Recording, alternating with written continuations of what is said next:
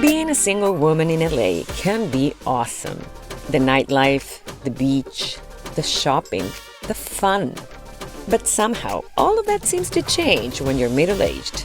My name is Fran, Argentina-born, single, and yep, middle-aged. My midlife crisis hit me hard, so I decided to fight back by embarking on a quest. Visiting all 50 states before I'm 50 and taking you along with me.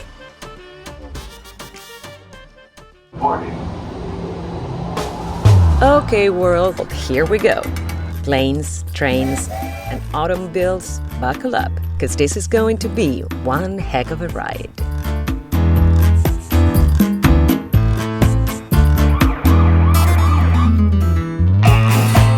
Welcome to my 50 before 50.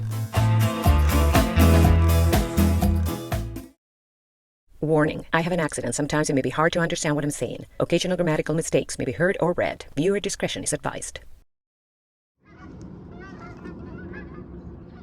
Bright and early, getting gas, cleaning the windshield. Well, all the things you have to do during a road trip. On our way to Missouri now.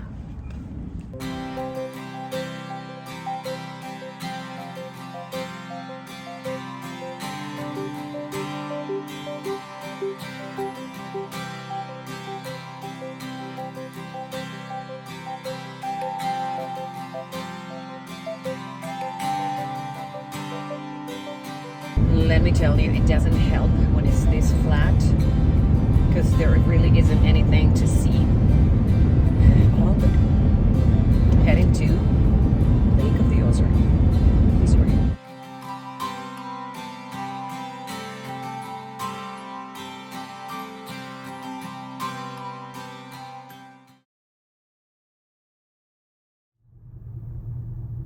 Lake of the Ozarks extends across 4 different counties. I decided to start my visit with a quick stop by Willmore Lodge.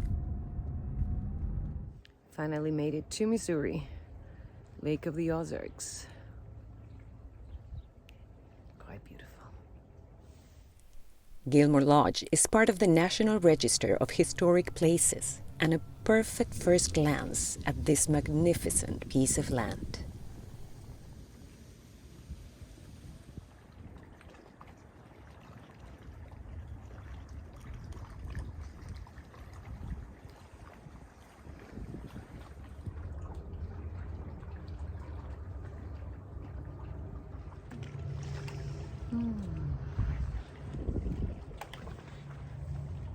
Smells like peace. So this is Willmore Lodge. It's a historic property here in Lake of the Ozarks. Also serves as a Chamber of Commerce and as the visitor center. Today's Sunday, so they're closed. But look at this place. And they have this amazing scenic point when you can see the lake. Yes, you can see and hear the lake. Oh, if I could stay here forever. But with a surface of almost 55,000 acres, there was plenty more to see. Like the Marina, with yet another magnificent view. Oh, if I only had a boat. And finally, we made it to Lake of the Ozarks State Park. But as mentioned, this is no ordinary lake. It has countless of twists and turns, so you don't really get to see the lake, but just different parts of it, all equally stunning.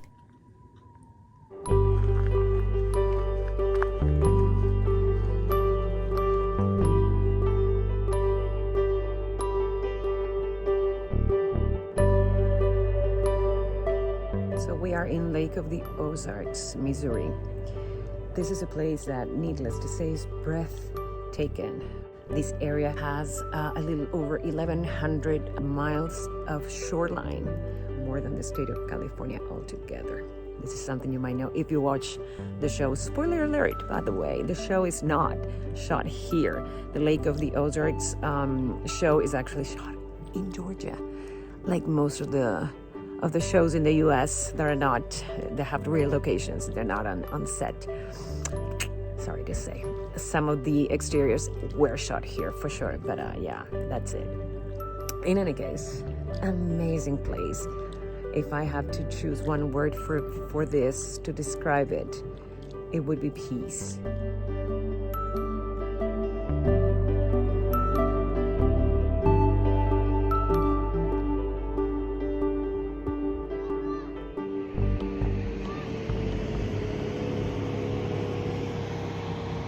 Somebody's having fun.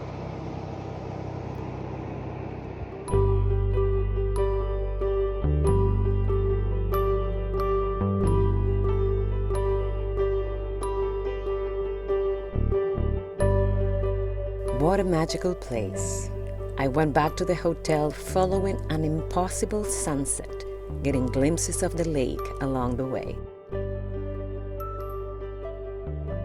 That night, I could only stare at the sky in awe, while my soul kept hearing over and over again what the lake kept whispering.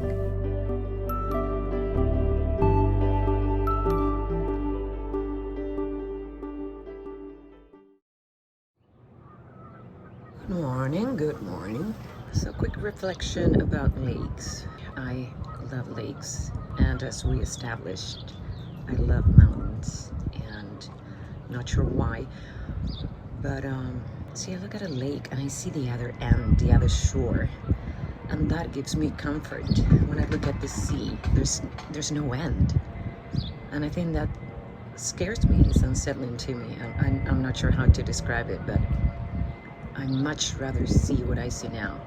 It gives me comfort to know that there's something over there at the other end, at the other shore, to see that there are houses and there's people.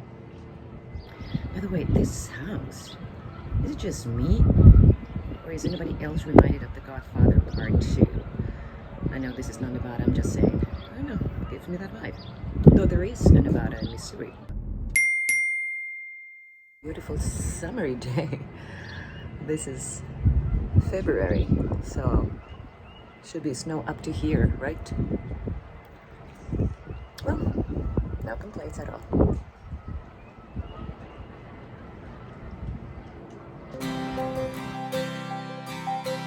And though I was completely satisfied already, the show me state still had a few things to show me.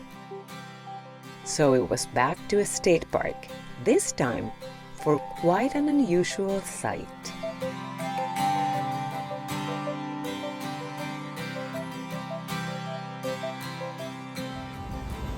So if this looks like a castle, it's because it is. It's an abandoned structure of this rich man from Missouri that wanted to build his house here in his state of Missouri.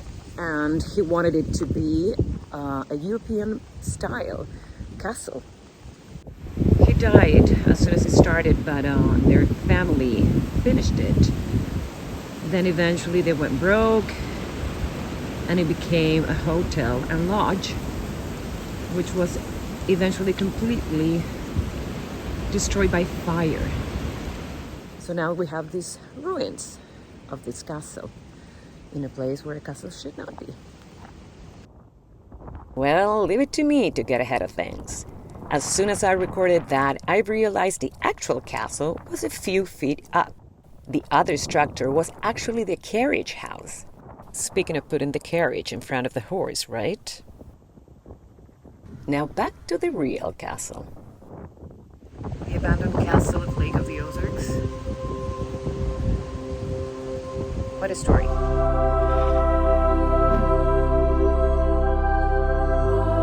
So you can actually, if you look close, and you don't have to look that close, you can actually see the flames, the burn marks of the fire that took this place down.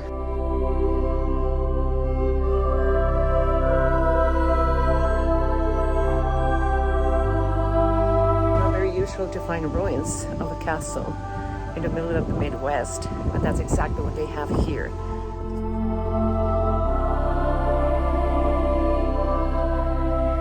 And let me tell you, even though it's morning and it's a gorgeous weather, besides the wind, it is an eerie feeling that you get when you look at this place.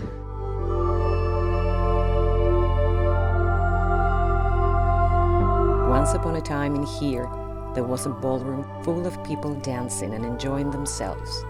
The original land even included its own lake, yet the mind that designed it all never lived to see it, and today is just a painful reminder of a man's broken dreams.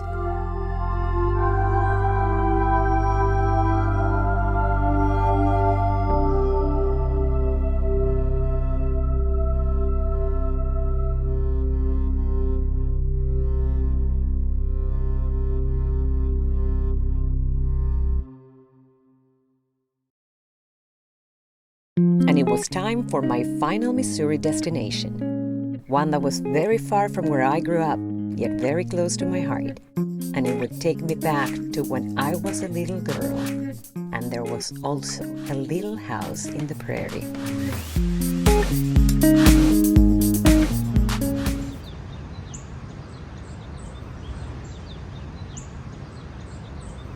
So this is a house where Laura Ingalls used to live along with Almanzo. Is in the town of Mansfield, Missouri. It is currently closed, which I already knew, but still, I think it's pretty awesome to be stepping on the ground where she stepped. It's a little bit of history, a little piece of history. And it's really nice. Laura Ingalls Wilder, a prolific author and the quintessential pioneer girl, was born in Wisconsin and lived in many different places along the Midwest. This is the house she shared with husband Almanzo and their daughter Rose, and where all the Little House books were written.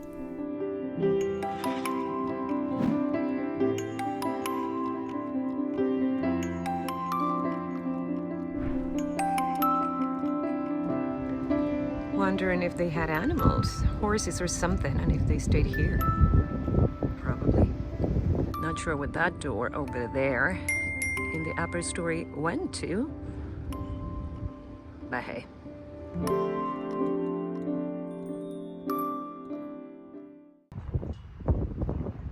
Mansfield is also home to the Wilder graves, the burial place of Laura, Almanzo, and Rose.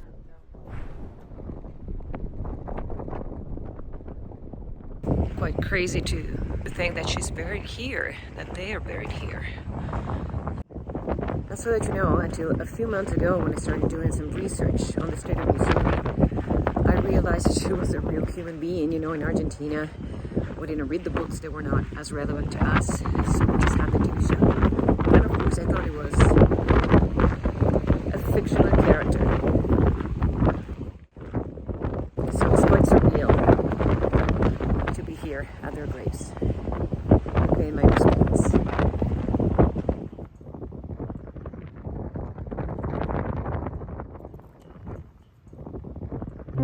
So after a quick stop by the Laura Ingalls Wilder Library, which fosters a lot of information, displays, and memorabilia on her, besides, of course, all of her books, I was ready to leave Mansfield, a little town that seemed somehow frozen in time, not only because of the Amish community that lives in it, but also because of a not-so-little house which carries a memory that time will never be able to erase.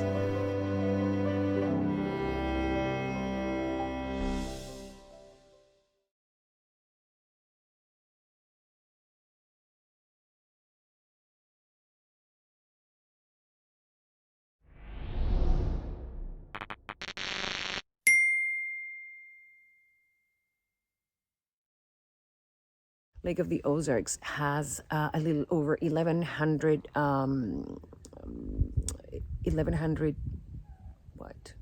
feet? Let me check that. And then eventually was burned down completely by fire. Well, yeah.